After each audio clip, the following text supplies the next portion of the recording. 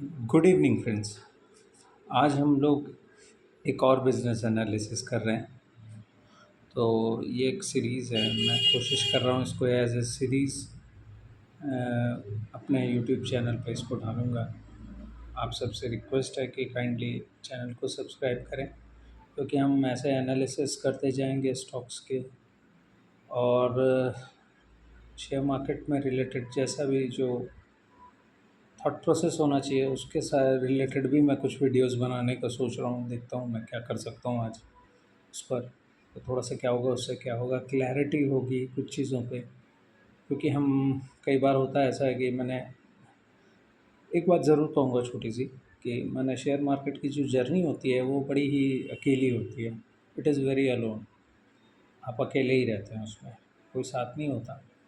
तो बेसिकली कोशिश ये करनी चाहिए कि उसमें कंपेनियंस हो, फ्रेंड्स हों साथ में, जो साथ में डिस्कस करें कम से कम शेयर मार्केट से रिलेटेड। बिकॉज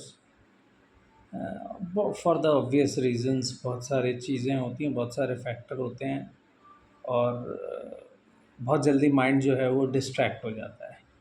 तो ये सारी चीज़ें होती हैं, इस वजह से लोग थोड़ा सा डिस्ट्रैक्टेड फील करते हैं इसमें। खैर, वो एक अलग बात है। पर हम यहाँ डिस्ट्रैक्ट नहीं हो रहे हैं कहीं पे भी। We are going to focus it on on it. तो आज मैं एक और कंपनी का एनालिसिस कर रहा हूँ, बट मेरा सिर्फ ये कहना था कि मैंने market is in such a different kind of thing. And अगर आपने वेल्थ क्रिएट करनी है तो you need to get in to it. And वो एक प्रोसेस है जो कंटिन्यूसली इवॉल्विंग है। मैंने ऐसा नहीं है कि कुछ आज मैंने किया तो शायद कल वो बिल्कुल 100% परफेक्ट है। कुछ भी परफेक्ट नहीं होता। माइंड यू, शेयर मार्केट में कुछ भी परफेक्ट नहीं होता है। और जिसने भी ये सोचा कि उसने कुछ परफेक्शन कर लिया है तो मार्केट उसकी बढ़िया से पिटाई करता है। फिर उसको समझ में आ जाता है कि भाई बॉस कौन है। तो बेसिकली मार्केट जो है इट्स सुप्रीम। तो बात वही है। तो आज की कंपनी जो है जिसको लेकर मैं ये वीडियो बना रहा हूँ, that is related to Ather energy. एक रिसेंटली लिस्टेड स्टॉक है, कंपनी लॉस मेकिंग है अभी। मैंने इसलिए इसको ट्रैक किया क्योंकि इस तरीके के बहुत सारे स्टार्टअप्स, नए नए बिजनेसेस इंडिया में आए हैं जिनको फंडिंग मिली और जो फिर लिस्टेड भी हुए हैं इस समय रिसेंट्स में। आप जैसे ज़ोमैटो को देखेंगे, ज़ोमैटो का है, स्विगी का है। तो if you want to me cover Zomato and Swiggy तो काइंडली कमेंट करें, तो मैं कोशिश करूँगा उसको भी कवर करने की। तो आज हम जो कंपनी कवर कर रहे हैं एथर एनर्जी, बेसिकली ये क्या करते हैं, ये टू व्हीलर स्कूटर्स में जो है इसके बिज़नेस में है। करीब 10-12 साल हुए इनको अभी। 12 साल पुरानी कंपनी है। बेसिकली रिज़ल्ट बहुत कुछ R&D बेसिस पे चल रहा था। बेसिकली इनका ऑपरेशंस जो शुरू हुआ है अभी 2 साल 3 साल से ही शुरू हुआ है। तो बहुत पुरानी कंपनी नहीं है, बहुत रिसेंट लिस्टेड कंपनी है। अभी IPO आया था शायद, मेरे ख्याल से मुश्किल से 1 महीना 1.5 महीने हुए। तो 1-1.5 साल से ये सेल्स दिखा रहे हैं, 1.5-2-3 साल से।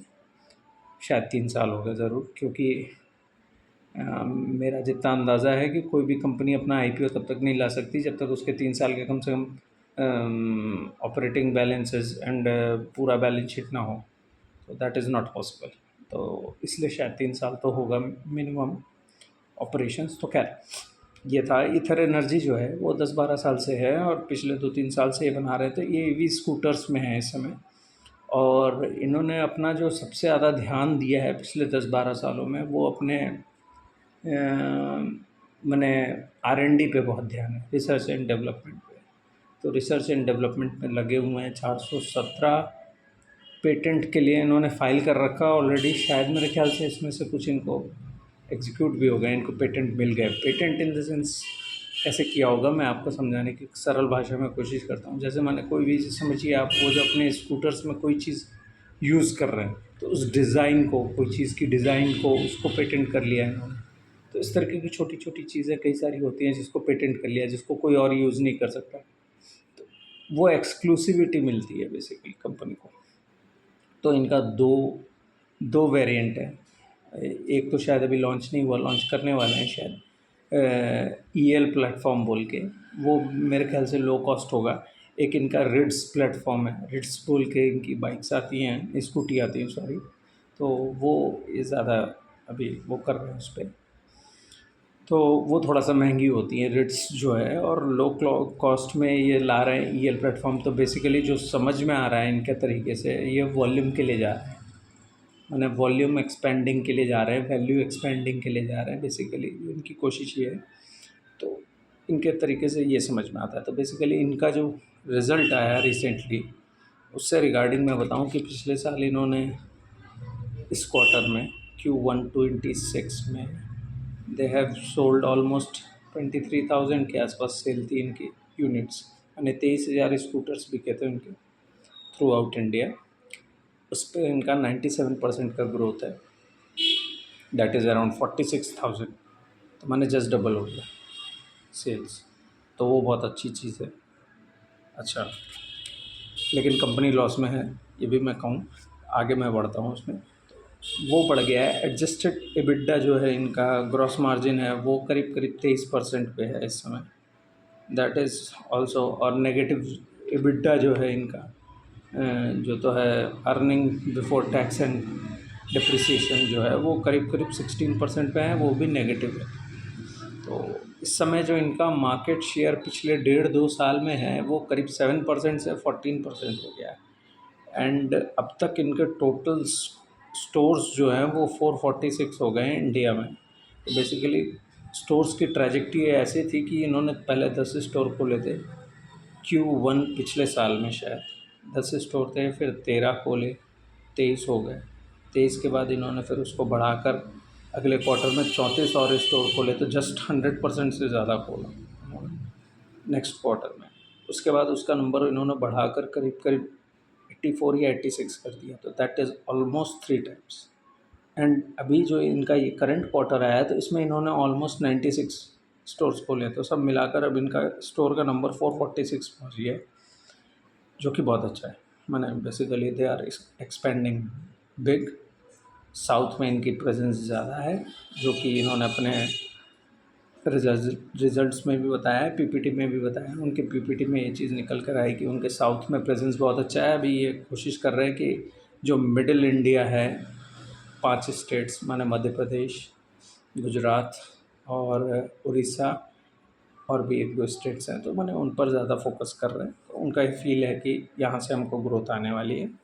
1830 करोड़ का अभी भी लॉस है कंपनी पे। मैं ये नहीं कहूँगा कि पहले तो कंपनी लॉस में है, मैं ये नहीं कहूँगा कि आप कोई भी बाय एंड सेल का रिकमेंडेशन नहीं है। मैं जस्ट आपको एक एनालिसिस दे रहा हूँ कि ये भी एक कंपनी है, क्योंकि हम ट्रैक करेंगे कंपनियों को ट्रैक करते जाना है। अच्छा, कुछ इंटरेस्टिंग चीज़ें कर रहे हैं ये। इनका R&D में ध्यान जो है, उसके पीछे कई सारे कारण हैं। इनका एक जो सॉफ्टवेयर ये अपनी गाड़ियों में यूज़ करते हैं, वो थोड़ा सा स्पेशलाइज्ड है, उस पर इन्होंने काफ़ी रिसर्च की है। मैंने बताया ना, R&D पे काफ़ी ध्यान दे रहे हैं। एक इन्होंने हेलो स्मार्ट हेलमेट लगाया है, जो है वो भी उनका गैजेट टाइप का है। मैंने थोड़ा सा समझ, जैसे टेक्नोलॉजी इन्फॉर्म है, वो बताता है जैसे कोई थ्रेट आएगा जब आप चलाएँगे तो समथिंग, उस पर भी इन्हांसमेंट कर रहे हैं वो बेसिकली। तो हेलो स्मार्ट हेलमेट बोल के एक है, जो कि आपको साथ में मिलता है। और साथ में एक एथर का स्टैक प्रो ऐप है, जिसको आप यूज़ कर सकते हैं। इस समय 4,000 के करीब चार्जिंग पॉइंट्स हैं पूरे इंडिया में उनके। तो service basically asset light model है ये, सिर्फ स्कूटर्स बनाते हैं, डिस्ट्रीब्यूटर्स को देते हैं, डिस्ट्रीब्यूटर्स भेजते हैं, डिस्ट्रीब्यूटर्स की ही जिम्मेदारी है सर्विसिंग करने की।